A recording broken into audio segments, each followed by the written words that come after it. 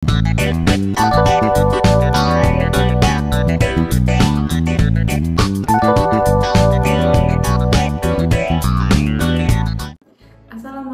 warahmatullahi wabarakatuh. Perkenalkan, nama saya Akila Vanita. Saya merupakan mahasiswi jurusan Magister Administrasi Rumah Sakit di Universitas Ruspati Indonesia. Saat ini saya sedang bekerja di Rumah Sakit Islam Ibnu Sina yang berlokasi di Pekanbaru, Riau. Pada kesempatan kali ini, saya akan memberikan penjelasan mengenai apa saja unsur penting dalam memberikan pelayanan pasien geriatri di rumah sakit. Yuk kita simak! Sebelum kita membahas mengenai pelayanan pada pasien geriatri, saya akan memberikan penjelasan tentang apa sih pasien geriatri itu.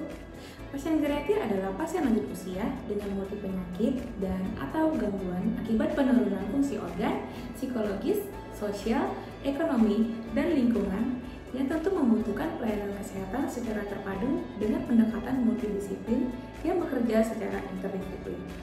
Menurut WHO, geriatrik dibagi menjadi dua, yakni yang pertama di negara maju berumur 65 tahun ke atas dan yang kedua di negara berkembang menuju 60 tahun ke atas.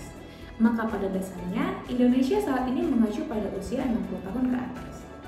Saat ini jumlah penduduk lansia di Indonesia mengalami peningkatan setiap tahunnya. Dapat dilihat dari grafik, persentase penduduk lansia di tahun 2023 saat ini mencapai 11,75% dari tahun sebelumnya, yakni sebesar 10,48%. Dan diprediksi tahun 2025 penduduk lansia akan semakin meningkat. Nah, meningkatnya jumlah lansia menjadi tantangan bagi rumah sakit agar dapat mempersiapkan lansia yang sehat dan mandiri sehingga nantinya tidak akan menjadi beban bagi masyarakat, negara, dan justru menjadi aset sumber daya manusia yang potensial. Nah, apa aja sih yang rumah sakit perlu persiapkan dalam memberikan pelayanan pasien geriatrik di rumah sakit? Ada 3 unsur yang perlu diperhatikan dalam pelayanan rumah sakit khusus geriatrik.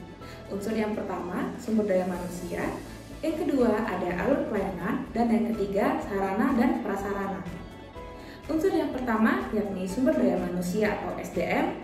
SDM perlu dibekali dengan pelatihan penanganan pasien geriatri karena beban SDM untuk merawat bisa 2 hingga 3 kali lipat untuk merawat pasien geriatri.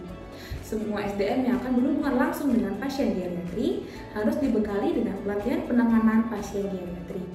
Pelatihan perlu diberikan kepada tenaga kesehatan seperti perawat dan dokter agar jika terjadi hal-hal yang tidak terduga bisa tetap terkelola dengan kaidah yang semestinya.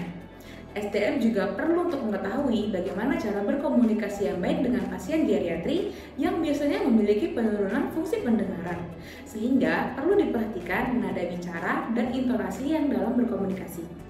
Kedua, ada alur pelayanan. Mulai dari pasien geriatri tersebut datang ke rumah sakit hingga pulang harus dilayani secara efektif dan cepat.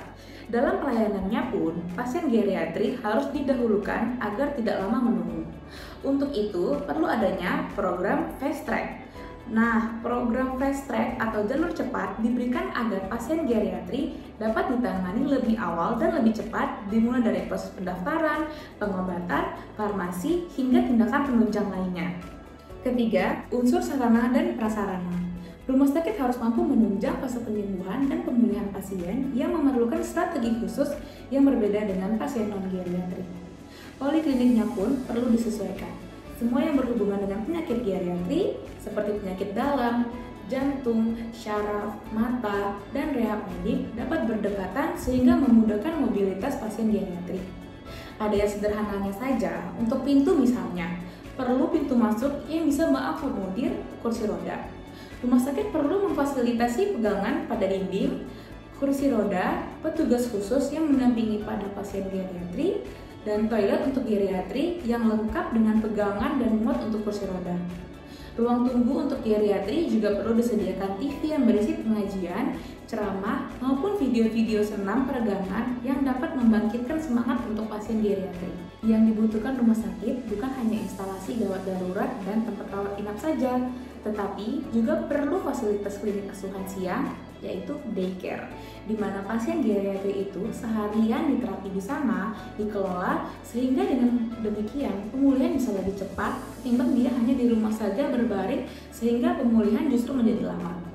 Nah, itu tadi 3 unsur penting yang harus diperhatikan agar rumah sakit dapat memberikan pelayanan untuk pasien geriatri secara maksimal. Sekian dari saya. Wassalamualaikum warahmatullahi wabarakatuh. Salam sehat Indonesia.